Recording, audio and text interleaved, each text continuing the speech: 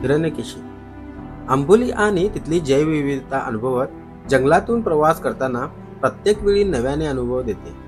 याशिवाय पर्यटकांना साथ घालणारी अनेक ठिकाणे या आंबोलीमध्ये दडलेली आहेत आणि त्यापैकी एक म्हणजे हिरण्यकेशी उगमस्थान। अगदी नावातच वेगळेपण असणारे हे स्थान आंबोली बस स्टॉप पासून 4 किलोमीटर अंतरावर आतमध्ये गर झाडीत वसलेले आहे।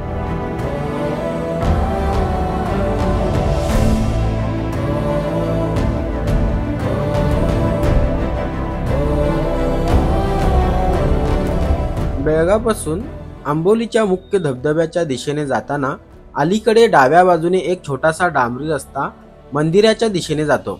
रस्ता संपला की पुढे दिसते ते दाट जंगल।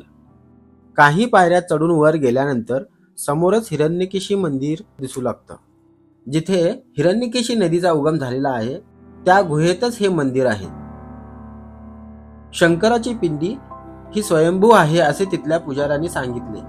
मंदिरासमोर कुंड बांधलेले आहे जे सदैव पाण्याने भरलेले असते। त्या कुंडातच अजून एक गायमुख असलेले मुख्य कुंड आहे। बाजूलाच असणारी दत्तगुरूंची संगमरवरी मूर्ती आणि गायीचे शिल्प लक्ष वेधून घेतात।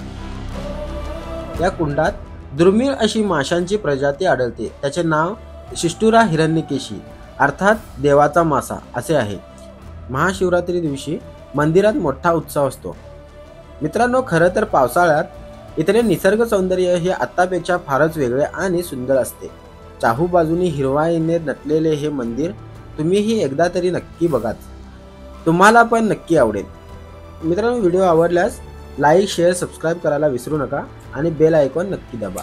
भेटू अशाच एका नवीन व्हिडिओ सोबत। तोपर्यंत नमस्कार।